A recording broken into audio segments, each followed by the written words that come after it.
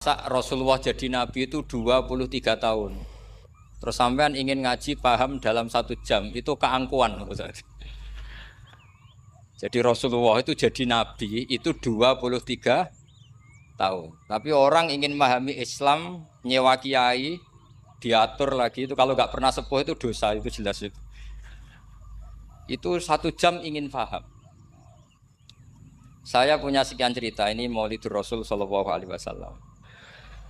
Itu dulu zaman Nabi itu ada ayat yang Jibril jauh-jauh dari langit turun ke bumi hanya membawa satu kalimat. Sehingga syarat seorang mufassir itu termasuk tahu pertanyaan kalimat apa yang hanya satu diturunkan Jibril, yaitu kalimat minal fajr. Jadi dulu awal-awal Islam itu ada ayat kamu makan wakulu washrobu hatta yatabayyana lakumul khaytul abyadu minal khaytil aswad.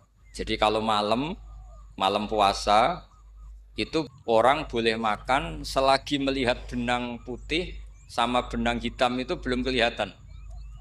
Tapi kalau sudah kelihatan mana yang hitam, mana yang putih, berarti otomatis imsak. Itu sahabat entah saking lugunya, itu ya benar-benar pasang benang hitam sama putih, dia makan. Nanti 1 jam dari makan misalnya diintip lagi, kok belum kelihatan makan lagi. Mungkin yang istrinya cantik ya kumpul istrinya lagi, kalau tidak cantik ya sudah tidak usah mungkin. Sampai itu jadi perilaku sahabat berhari-hari. Ketika dilaporkan ke Rasulullah, Rasulullah itu tertawa-tawa. Kok ada begitu? Baru Jibril datang menerangkan minal fajr. Jadi benang hitam artinya masih malam, benang putih maknanya sudah fajar shadiq. Itu lama sekali. Saya terus mau cerita tentang sanad-sanad ilmu. Jadi Nabi itu 23 tahun. Dan itu tidak gampang, ada fasenya. Bahkan ada fase Nabi itu harus as-sukut anil mungkarat. As-sukut anil mungkarat itu diilmoni oleh pakar-pakar usul fikih. Apakah as-sukut anil mungkarat itu berarti mengekrori kemungkaran? Apa takhirul bayan? Saya ulang lagi pakai bahasa Indonesia. Ketika ada kemungkaran, Nabi diam. Itu diamnya karena nyari momen untuk ngandani. Atau memang diam itu dengan tanda kutip jangan-jangan dianggap ikrar. Makanya ulama usul fikih itu berdebat. Diamnya Nabi ketika melihat kemungkaran di awal Islam itu karena ada ma huwa aham, ada yang lebih penting yaitu menerangkan tauhid. Atau takut itu menjadi satu momok bagi mereka karena Nabi dianggap coro Jawa itu dianggap kecangkeman, sidik-sidik ngeloroi, sidik-sidik ngeloroi. Nah, perdebatan ulama dalam seperti ini itu penting sekali karena nanti menjadi satu rumus ilmu. Saya berkali-kali berpikir gini, misalnya Anda punya keponakan atau punya anak pacaran. Ada Pak D yang keras sekali, mesti marah. Itu nanti ponakannya nggak sempat dikandani karena main saja nggak berani, mesti Pak D ini marah. Karena ini Islam garis keras atau garis lurus atau apa lah nggak tahu. Pokoknya punya garis. Terus ada kelompok Islam yang nggak punya garis, ya nggak punya karakter. Ponakannya pacaran ya santai, malah kenalan pacarnya ponakannya. Cantile kuliah podo ini. Sehingga ponakannya merasa terjustifikasi. Berarti pacaran nggak apa-apa, wong paman saya nggak marah. Natijahnya pasti sama.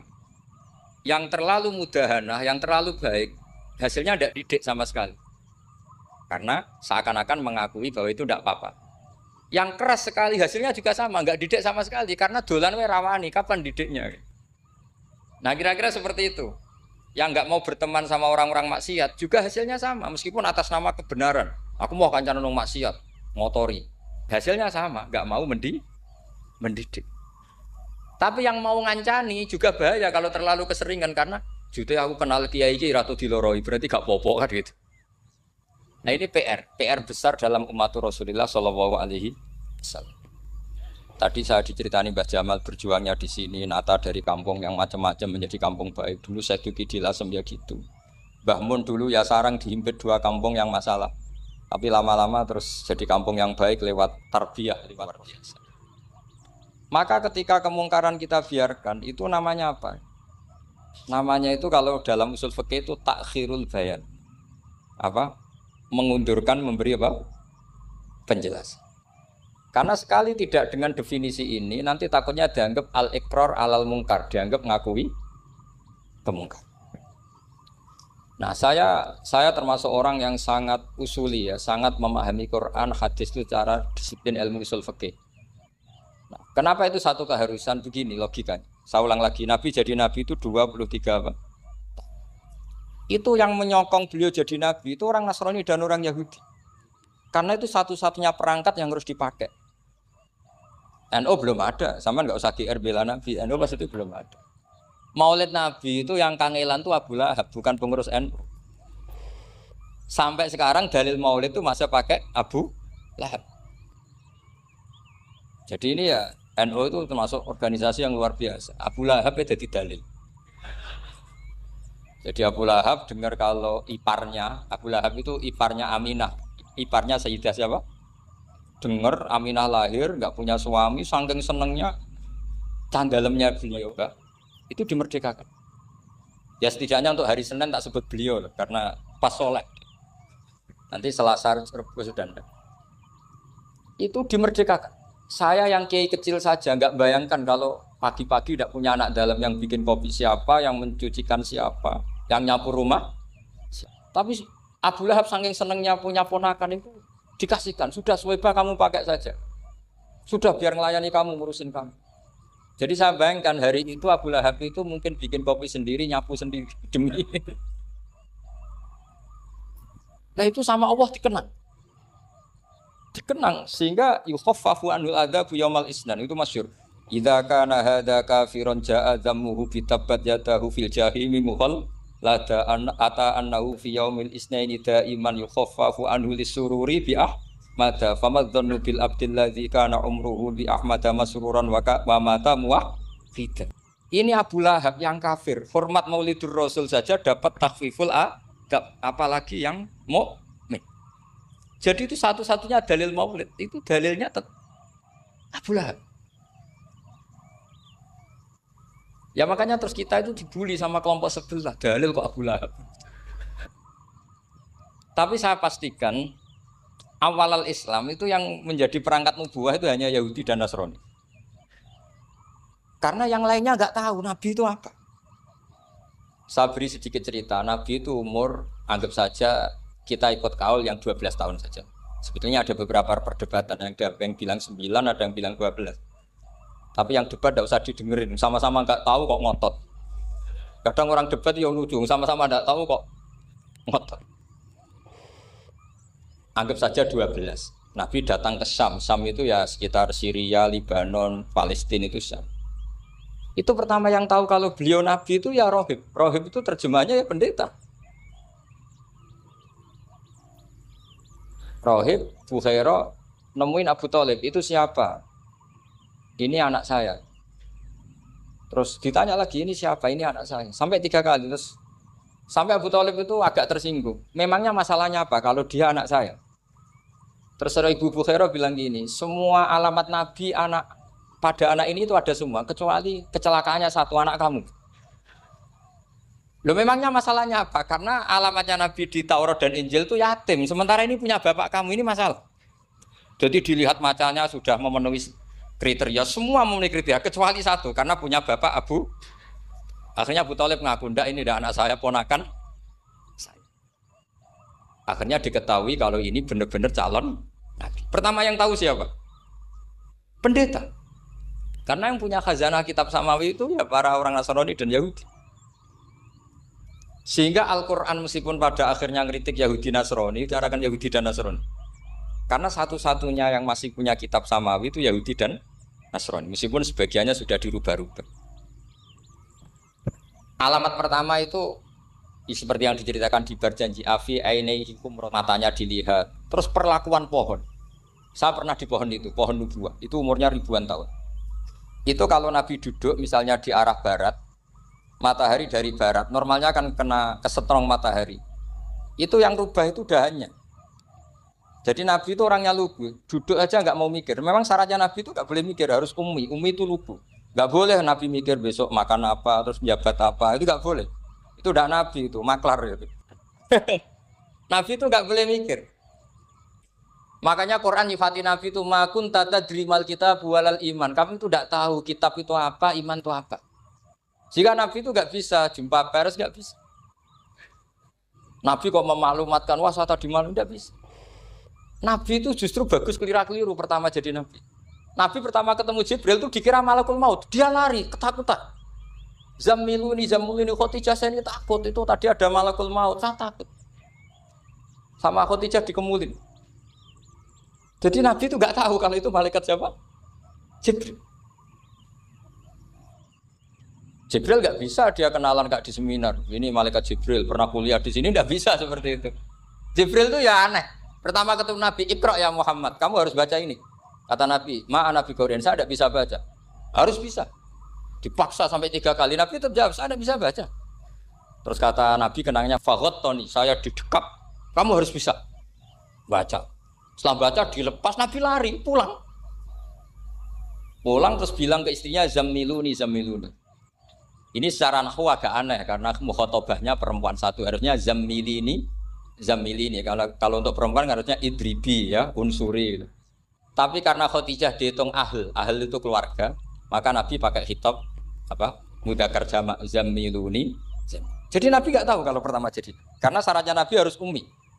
Justru karena ummi itu orisinil, semua yang dikatakan Nabi pasti dari wahyu. Tadi Nabi sampaian mikir, saya besok ngomong apa ya supaya orang tertarik. Makanya kamu gak akan jadi Nabi. Selain sudah ditutup juga bahaya ini karena tadi. Makanya saya ngaji itu ya sekenanya saya tidak pernah ngaji itu mikir. Karena ngaji itu menarik itu terserah nasib. Kalau nasib sedang baik, kamu tidak paham gini, wah Gus Baik ilmunya tinggi sampai kita tidak paham itu kalau nasib sedang baik. Kalau nasib tidak baik, ngomong sudah enak apa? Wah, sebulet tuh. Jadi sebetulnya ini masalah qalb. Allah yang muqallibal qulub. Kayak kamu kelihatan serius. Itu kalau nasib sedang baik dianggap pemikir. Kalau nasib sedang enggak baik, wong kok merenggut terus, mesti begitu. Kalau kamu nasib baik, sering guyon, mesti orang komentarnya alhamdulillah itu ceria, gampang syukur. Kalau nasib enggak baik, ya itu guya-guyu jelas kan gitu. Sehingga Nabi itu memang enggak boleh mikir. Sehingga diistilahkan makun tadri mal kitab walal iman. Kamu itu tidak tahu Muhammad kitab itu apa iman. Justru itu bagus. Tidak tahu itu bagus kalau untuk Nabi. Kalau untuk apa? Sehingga orisinil datang ke Khadijah Zamiluni. Jawabannya Khadijah lucu. Kamu betul ketemu orang seperti ini ke makhluk seperti ini nih. Iya kata Nabi. Itu Khadijah itu kacaunya bukan main. Khadijah itu kacau. Khadijah itu Kubra, masuk manaqib yang dicintai Mbah. Ini mbah-mbahnya Habib, ini Muhammad bin Anis. Khadijah bilang gini, ya gini saja Mas. Suatu saat kalau teman kamu itu datang bilang ke saya, ya kata Nabi. Gak ngerti kalau ini dites. Suatu saat Jibril itu datang lagi. Nabi juga, ini loh temanku. Kalau bilang Jibril ini temanku datang lagi. Khadijah fakhasarat an fakhidhiha. Masyhur itu di riwayat. Pahanya agak dibuka. Mas, temanmu masih, lari katanya. Terus setelah lari ditutup lagi. Temanmu datang lagi, iya datang lagi. Absyir ya Muhammad, kamu harus senang. Itu benar-benar kamu itu Nabi. Jadi Khadijah punya sekian definisi. Kalau Nabi betul itu melihat malaikat betul itu melihat aurat itu pasti lari. Jadi dibuka. Ternyata Jibril lari. Khadijah ini tidak tahu, yang tahu Nabi. Nabi ya nggak tahu kalau dites.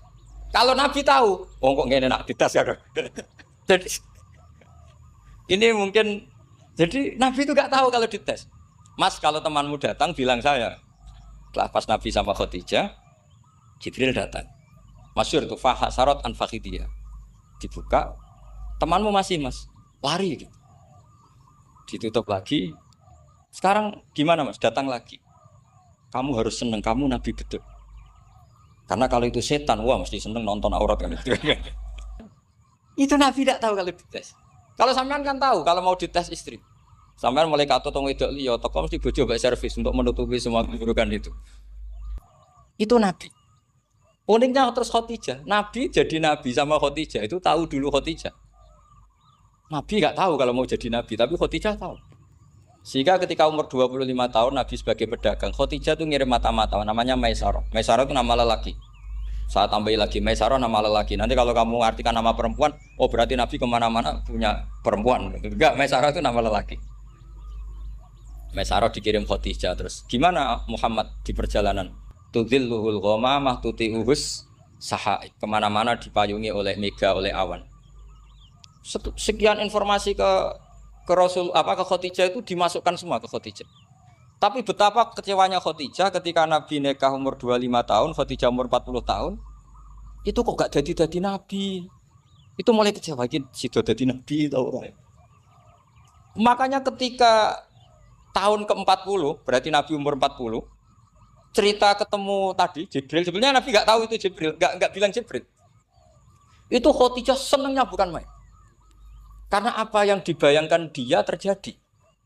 Fa wa la yuzika wa abadan innaka la tasilur rahim wa tahmilul kalla wa taksibul maqdud wa taqridu fa wa tu'inu ala nawaibil haq. Lah bahasa Pak Said Akil syarat jadi rais Suriah harus hafal katanya gitu. Sonono syaratnya jadi ulama. Saya ini jadi ulama sebelum di NU. Banyak kata Mbak Mun dulu guyon kiai ono loro, ono kiai sing ning NU, berarti kiai sik lagi ning NU. Ono sing kiai NU nak gak pengurus NU ada di kiai gitu. Itu guyonannya Mbak Mun. Akhirnya Khadijah itu sempurnanya bukan main karena pernah ragu 15 tahun. Kan dari umur 25 Nabi kemudian nggak tahu bukti berikutnya, makanya terus ini jadi Nabi enggak. Setelah umur 40 benar-benar Nabi, paginya diajak ke Waraqah bin Naufal, masih pernah paman sama Khadijah. Ya Ami ini ibnu Akhika mau cerita. Terus Waraqah ini Nasrani. Di kitab Bukhari Quran tanah sorofil jahiliyah wayak tubuh Injil bil Ibraniyah masya Allah ayat. Jadi Waraqah itu penginjil, pendeta. Tapi nanti loh kamu jangan salah paham. Terus kayak pendeta sekarang ada periode di mana Injil masih asli dan ada periode ini yang sudah muharraf. Itu kan dia itu lafaznya ulama. Akhirnya Waraqah tanya, kamu ngomong saja ya Ibnu Akhi, manggilnya seperti itu. Akhirnya Nabi cerita ketemu Jibril, sebenarnya beliau nggak tahu itu Jibril cerita. Terus kata Waraqah, hadan namus alladzi ja'a bi Musa. Masih pakai bahasa namus, hadan namus alladzi ja'a bi Musa. Itu namus semacam malaikat yang mendatangi Musa. Terus uniknya Waraqah bilang gini, wa iyudrikni yaumuka ansuruka nasron mu'azzar. Andai kan saya menemukan hari ketika kamu jadi nabi, akan saya bilang mati-matian. Kapan itu, paman? Khina yukhrijuka kaumu, ketika kamu diusir oleh kaum kamu. Nabi sebagai orang baik, makanya GR jadi orang baik itu ya boleh. Nabi sebagai orang baik itu tanya, awamu khrijiyahum. Kalau kiai-kiai maknani awamu khrijiyah ana ta iku wong sing ngetono ingsun hum ta kaumi. Masa saya nanti diusir kaum saya? Saya ini termasuk keluarga terhormat, perilaku saya baik. Masa saya nanti diusir? Terus kata Waraqah, tidak ada seorang pun yang jadi nabi kecuali nanti ngalami diusir. Jadi yang tahu mau diusir itu ya Waraqah. Nabi malah tanya, masa saya nanti diusir? Karena tadi syaratnya Nabi harus ummi. Ummi itu keibu-ibuan. Jadi nggak tahu. Tapi nggak tahu di Nabi itu sifatu madkhin, sifat pujian. Bukan sifatu naqsin, sifat apa? Kekurangan. Akhirnya Nabi mulai sadar, wah ini jadi Nabi tenan kan gitu. Jadi saya ini termasuk orang yang sangat-sangat susah ketika orang ingin belajar Islam itu instan. Dulu Nabi jadi Nabi itu 23 tahun. Itu untuk menemukan teori masbuk, tidak nyalip imam, itu Nabi juga lama. Jadi dulu sahabat itu kayak anak-anak kecil zaman saya kecil itu kalau imam sudah rakaat ketiga atau rakaat keempat, itu kalau orang-orang desa kan langsung takbir, terus dia sholat sampai 3 rakaat nyalip siapa? Imam. Nanti di rakaat keempat baru sama imam. Imam salam dia ikut salam. Itu hebat betul. Itu sama sekali nggak salah. Kalau ditanya, lo kok ikut salam? Kan sudah sama-sama 4 rakaat karena imamnya dia apa?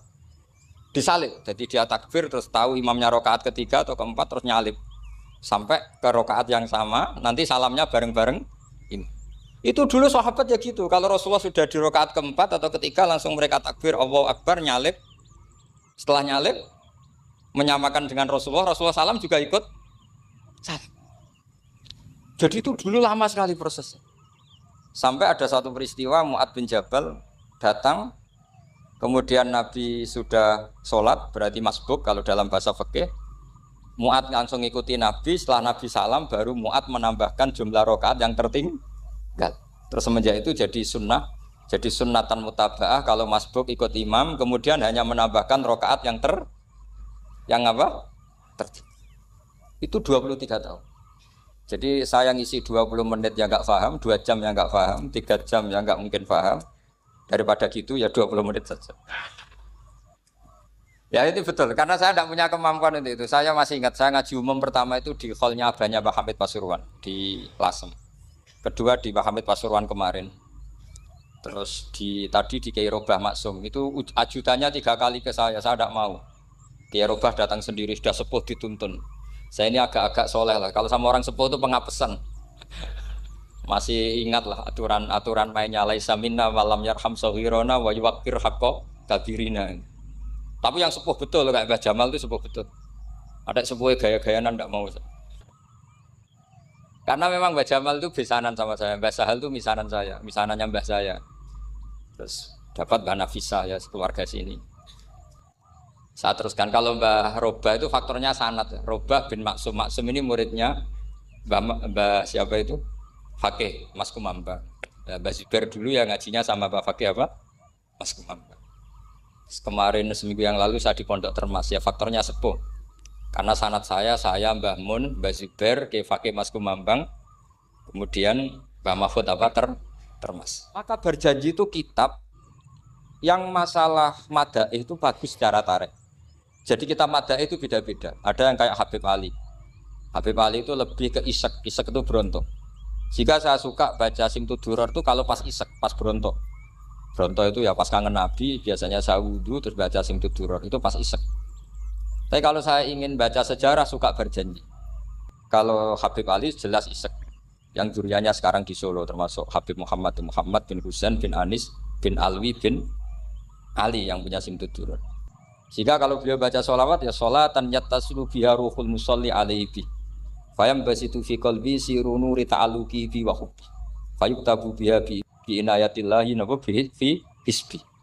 Kalau berjanji enggak, dia tahu problem utama Nabi itu nasabnya karena beliau orang Quraisy, orang jahiliyah yang dikira enggak punya darahnya Nabi Ibrahim. Maka beliau pertama ngarang diantaranya wabatu fa'akul huwa Muhammad bin Abdullah bin Abdul Muttalib wasmuhu Syaibatul Hamdi Humidat Khisalusaniyah. Saya pastikan Muhammad cucunya Abdul Muttalib. Dia yang punya pintu yang mau masuk ke Ka'bah namanya Babu Bani Syaibah. Itu nama lain dari Abdul Muttalib. Terus diteruskan. Abdul Muttalib bin Hasyim terus sampai wa adnanu bila raibin itadawil ulubin nasabiyah ila dabihi Ismail nisbatuhu wa muntah. Karena berjanji ingin ngomong, ingin memaklumatkan ini Muhammad. Kamu kira orang mana? Beliau adalah turunan Ibrahim. Kayak apa alimnya yang ngarang berjanji?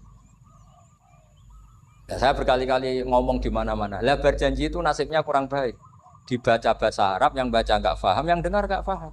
Akhirnya kubu sebelah dianggap baca mantra. Nah, terus dihukumi bid'ah kan? Coba kalau itu ditulis bahasa Indonesia. Nasab Muhammad.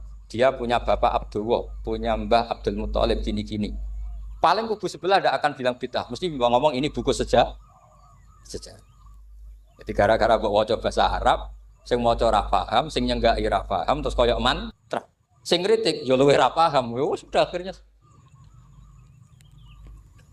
Jadi berjanji itu bela-belain Nabi itu yang dilihat sisi nasab. Makanya beliau ngendikan wa'adnanu bila raibin intadawil ulumin nasabiyah ila dhabihi Ismaila nisbatuhu wa. Itu juga orang Yahudi. Akhirnya orang Yahudi banyak yang iman. Ternyata Muhammad itu tidak orang lain. Sampai mereka bilang Muhammad minal asbab. Muhammad itu enggak lain saudara kita. Akhirnya orang Yahudi banyak yang iman. Jadi pertama Nabi jadi Nabi itu yang tahu ya orang Yahudi dan orang Nasrani karena mereka pasti punya sisa-sisa kitab sama. Nah, itu yang diceritakan Ka'bil Ahbar. Ya Al-Haditsus Tsani an Yasar bin Atha an Ka'bil Ahbar. Qala 'allamani Abi Tawrata ila sifran wahidan kana yaqtimuhu wa yudkhiluhus sunduk falamma mata abi fatahtuhu fa idan fi nabiyyun yakhruju akhiras zaman maulidu bi Makkah wa hijratu bil Madinah wa sultanuhu bisyam. Jadi ini saya urun nerangkan maulid. Tapi jangan diundang lagi. Ya, jadi gitu. Pokoknya saya ini kaidahnya jelas. Kalau tidak pernah sepuh ngundang saya haram. Aturan fikihnya kan gitu. Kalah alim ngatur yang alim haram. Kalah tua ngatur sing tua haram. Tapi nak wong tua ngatur sing nom ana kemungkinan halal. Mergo ana kemungkinan sing nom ra nurut wong tua iku dosa. Makanya kalau saya dipanggil yang pernah sepuh, waduh cocok ra cocok ya samina wa atona. Karena Mbak Jamal ini abahnya Gus Rozin, biasanya Basal. Terus saya pokoknya tak ingat saya pengajian umum itu baru ke-7 ke 8. Semoga ya nanti sampai mati ya jumlahnya masih bisa terhitung. Tapi kalau ngaji rutin saya terus ngaji rutin. Saya pernah baca hikam di Jogja khatam. Kalau di pondok saya sudah nggak terhitung saya khatam berapa kitab nggak terhitung karena saya sering ngaji rutin. Sehingga Diba itu kitab kesayangan Habib Ali. Habib Ali sebelum ngarang Simtud Duror itu beliau nginduk kitab apa? Diba, masyhur. Jadi saya ulang lagi ya, kalau Diba sama Berjanji lebih ke tarikh, kalau Habib Ali ke Isyak, semuanya baik. Saya baca Habib Ahmad Al-Habsyi Pasuruan pernah tak tanya, kenapa kalau Maulid baca 3-3-nya? Ben gak asobiah Gus, ben keduman kabeh. Saya itu setengah hafal semua, 3-3-nya setengah hafal. Berjanji cerita Al-Hadis Susah Diba yang ini Diba Al-Hadis Susani an Yasar bin Atha an Kabil Akbar. Kata Kabil Akbar, saya ngaji sama bapak itu Taurat itu khatam. Tapi saya itu iskal itu janggal. Kenapa ada satu lempiran yang enggak diajarkan? Disimpan fisunduk. Jadi orang Yahudi itu ada baiknya. Mestinya kalau mangkal kan dibakar supaya hilang jejak. Enggak. Karena Yahudi itu ada unsur nubuwah. Karena babanya Yahuda bin Yakub bin Ishak bin Ibrahim. Tapi Yahudi yang orisinal ya. Saya berkali-kali ngaji bilang Israel itu kalimatu madhin, pujian. Sehingga Israel disebut wa ani faddaltukum alal alam itu Israel yang bani karena ada gennya Nabi. Kalau Israel yang sekarang itu nation sebuah negara. Mereka ada yang Zionis, ada yang turunan Eropa, Amerika, terus Islamfobia. Itu beda Israel yang negara dengan Israel yang bani. Kalau yang Bani itu ada unsur gen para apa? Nabi, sehingga ya Bani Israel. Tapi kalau Israel sekarang nama sebuah negara. Sehingga ketika Allah bilang ya Bani Israel itu khitabnya pada penduduk Medina. Kenapa? Karena penduduk Medina zaman itu banyak yang keturunan Nabi Ibrahim alaihis salam. Jadi Israel di Quran itu bukan nama sebuah negara, nama sebuah turunan. Sehingga disebut ya Bani Israel, he anak turune Israel. Kita tahu Israel nama lain daripada Nabi Yakub bin Ishak bin Ibrahim. Ya karena memang saya nekuni ilmu. Kalau tadi yang Banjari kan nekuni suara. Jadi suaranya bagus. Itu kalau nggak ditopang al-jamalul aqli, logikanya juga bagus. Itu bahaya, nanti orang mau nyanyi tok. Nah ini tak bantu. Tadi ada al-jamalus sauti, kebaikan secara suara. Ini tak bantu al-jamalul aqli, kebaikan secara makna. Ya mestinya keren al-jamalul aqli karena al-jamalus sauti itu penyanyi dangdut bisa. Jadi semua penyanyi bisa kalau suara bagus ya. Tapi kalau maknani Diba itu kalau tidak orang alim tidak bisa. Wis tuku terjemahannya tetap ra paham, ra bakat gitu. Saya teruskan. Falam mama tabi, orang Yahudi itu dia benci kok naskah itu tetap disimpan. Terus kata Kabil Akbar, falam mama tabi fatahtuhu, ketika bapak saya meninggal, kotak ini tak buka. Faidan fihi nabiyyun yakhruju akhir zaman. Di situ ada keterangan bahkan akan ada nabi yang keluar akhirat. Mauliduhu bi Makkah wa hijratuhu bil Madinah wa sultanuhu bis-Syam. Kerajaannya itu di Syam. Bareng Kabil Akbar ini sebetulnya menangi Rasulullah SAW. Tapi dia enggak mau iman. Karena nabi itu enggak lengkap menurut dia. Ini Muhammad sudah benar lahirnya di Mekah, wafatnya di Madinah, tapi masih kurang satu, wa sultanuhu bis-Syam. Zaman itu Syria, Lebanon, Palestina masih di bawah pasukan salib, pasukan Nazaret. Sehingga dia mikir, katanya kerajaan Islam ada di Syam, ini kok Muhammad enggak jadi raja di Syam. Sehingga dia menunda imannya, yuakhiru Islamah. Bareng era Sayyidina Umar, beliau bisa menaklukkan Baitul Maqdis. Terus dia iman. Makanya imannya Kabil Akbar itu era Sayyidina Umar karena sudah masuk definisi ketiga wa sultanuhu bis-Syam, kerajaannya Nabi ada di iman. Sekali iman langsung pinter deh. Wong sedurunge baca kitab Samuel banyak. Sehingga Sayyidina Umar kalau mau tanya kitab Samawi ya tanya Ka'bul Ahbar. Karena beliau itu Nabi sudah benar maulidu bi Makkah, wa hijratu bil Madinah, wa sultanuhu bisa. Rasulullah ketika wafat atau intaqala ila rafiqil ala itu belum menangi Islam naklukkan mana Palestina. Tapi Nabi itu kasef. Nabi itu nak kasef itu ya lucu. Makanya kalau ada kiai lucu itu ya anggapnya niru Nabi. Nabi itu lucu. Ada sahabat itu gak pati ganteng, pendek gak pati ganteng. Namanya Surakoh. Itu digojol sama Nabi. Surakoh, bagaimana kalau kamu suatu saat itu pakai tas itu apa?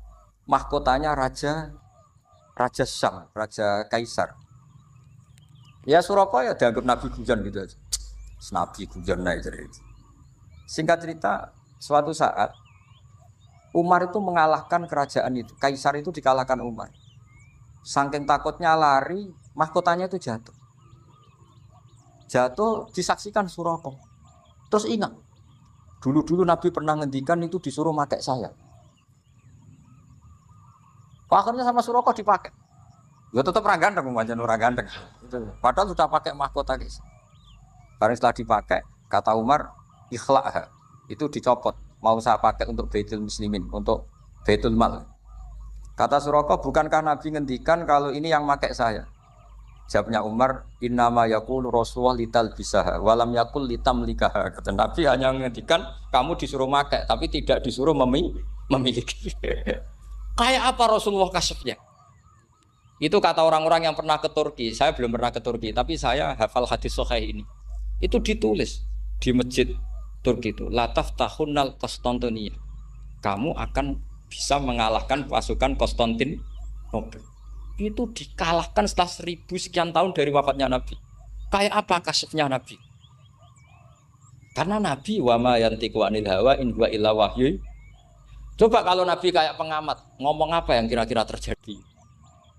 Wah itu kan mesti keliru semua karena berdasar akal. Tapi kalau Nabi berdasar apa? Kasef. Kasef itu satu kenyataan yang dipertontonkan Allah Subhanahu wa taala. Terus kedua, alamat Nabi itu pakai sandi. Sandi itu sesuatu yang enggak jelas tapi menjadi jelas bagi ahlinya. Saya ulang lagi, sandi itu kayak sandi di militer itu. Atau sandi di KPK itu ada sandinya. Sandi itu ya kata sandi.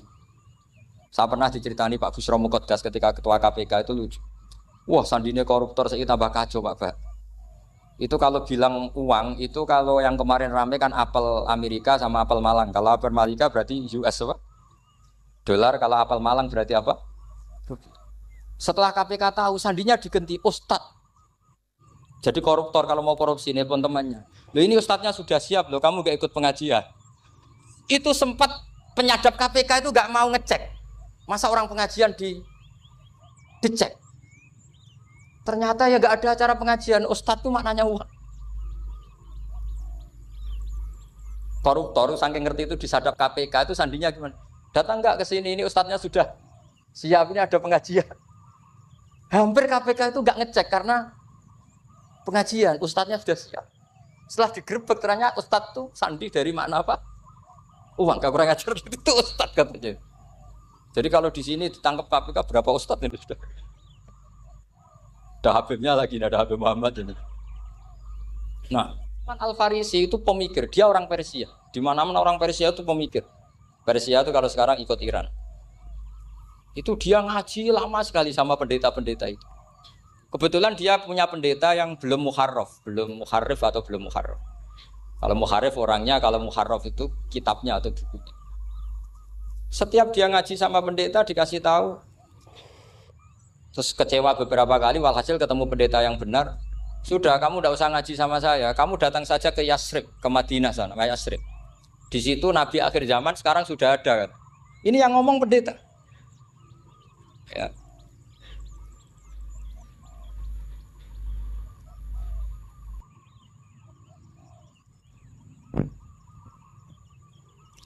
Ya terus sandinya itu 3.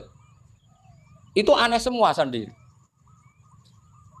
Sandinya pertama layak balus sodako. Lalu saya tahu kalau itu Nabi gimana. Pas itu posisi di Babylon. Babylon itu sekarang ikut Irak. Babylon itu ikut Irak. Dia orang Persia, kira-kira sekarang Iran. Terus dia kerja di Babylon, kalau sekarang ikut Irak. Makanya ada yang cerita Nabi Ibrahim itu orang Babylon, berarti orang mana? Irak. Kemudian pindah ke Syam, kemudian sempat hidup di mana? Makkah. Akhirnya datang. Beliau di Babylon diceritain. Terus beliau miskin. Terus ada kafilah dari Yasrib, dia bilang, saya siap jadi budak Anda, asal saya dibawa ke Yasrib. Akhirnya Salman jadi budak. Jadi budak, dia di Yasrib jadi budak. Demi penelitian tuh dia jadi budak. Padahal dia orang pinter sekali, namanya Salman Al-Farisi. Setelah jadi budak, dia di Yasrib.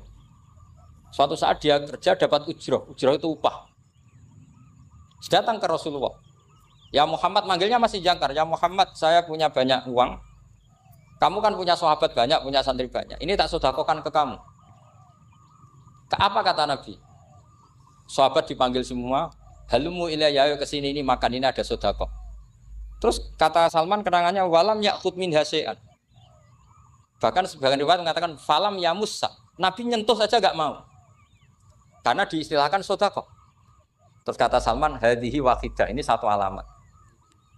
Itu sandi. Enggak ada yang tahu kecuali ahli kitab. Setelah seminggu, 2 minggu dapat uang lagi. Ya Muhammad, hadhihi hadiyatun laka, ini hadiah untuk kamu.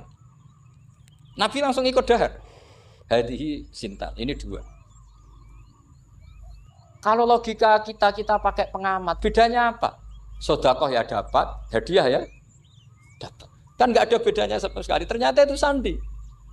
Sandi wala apa wayak balus hadiah tapi walayak balus sedekah. Nabi itu nerima hadiah tapi nggak nerima sedekah. Bagi orang kebanyakan kan bedanya apa? Sama-sama dapat. Kiai pakai duit 1 juta, mbok arani sedekah ya ditampa. Mbok kayak 50.000 diarani hadiah ya ditampa. Sementing kan duit. Tapi kalau Nabi tidak bisa seperti itu. Kalau dikatakan sedekah nggak mau nerima, kalau hadiah akhirnya wah ini sudah ada 2 alamat. Jadi alamat tuh ya kadang aneh, masa sedekah sama hadiah dibedakan. Terus ketiga, wa fi katifihil aisar khatamun nubuwah. Mislu baidatin nu'ama. Di apa katifil aisar, apa kalau orang sini bilang apa? Pundak yang kiri itu ada khatamun nubuwah, ada alamat bahwa beliau adalah nabi akhir zaman. Yaitu mislu baidatin nu'ama, kayak semacam telur manuk darah. Wah itu pusing. Waduh, caranya ngelihat gimana? Dia berkali-kali datang ke situ. Nabi itu orangnya priayi, jadi sering pakai baju. Kalau Nabi ini jenengan sering blodor gampang. Ini kan Nabi kan sering priayi. Tapi Nabi itu memang unik. Ketika Salman ke situ, pas beliau mau wudu, biasanya nggak pernah pakai buka baju. Nabi dibuka bajunya. Waktunya Salman fa'akab ba'alaihi, bersungkur di depan Nabi kemudian mengatakan aman tu bika ya Rasulullah. Lagi-lagi 3 itu juga didapatkan dari ahli kitab. Makanya di awal-awal Islam itu ahli kitab itu luar biasa. Meskipun akhirnya di akhir-akhir masalah karena banyak oknum yang mentahrif itu. Jadi saya mohon ilmu-ilmu seperti enggak boleh hilang. Jangan mentang-mentang orang Yahudi Nasrani sekarang sudah muharraf, kamu terus anti sama sekali. Tetap ada sisa-sisa samawi. Karena mereka masih megang kitab apa? Samawi. Jadi kita fair saja.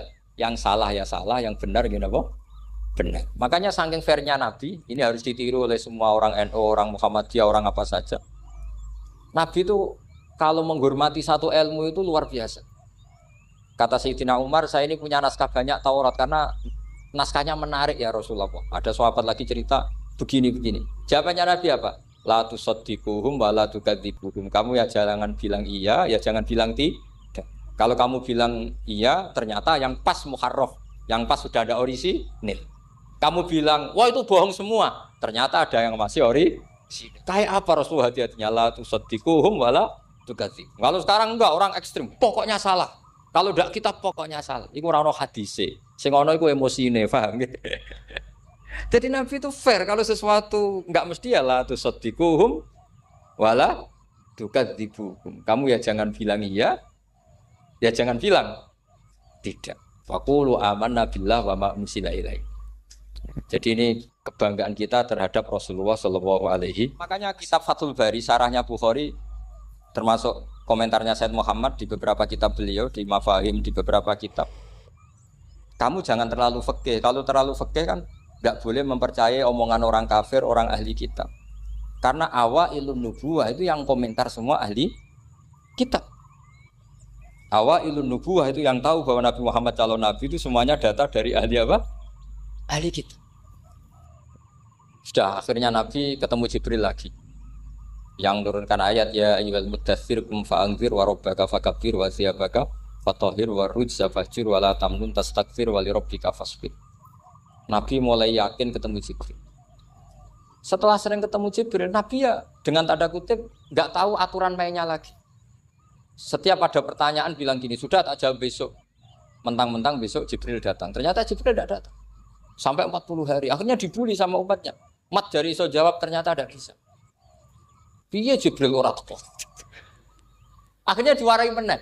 Ngene lho carane dadi nabi wala taqulanna lisein ini fa'ilun dzalika hudan illa. Jadi Nabi, sudah kamu besok datang ke saya tak jawab karena Nabi mentang-mentang besok mau konsultasi sama apa? Jibril. Ternyata Jibril tidak datang karena Nabi lupa ada mengatakan kalau Nabi itu tahu semua pasti Nabi mengatakan insya Allah dulu. Tapi Nabi memang sebaiknya nggak tahu. Umi, justru itu wa ma yantiqu anil hawa in huwa illa wahyu. Itu beberapa peristiwa. Sehingga syaratnya jadi wali karena wali itu warasatul anbiya. Ya kudu rada goblok sithik-sithik. Enggak boleh wali kok cerdas, analisis enggak boleh.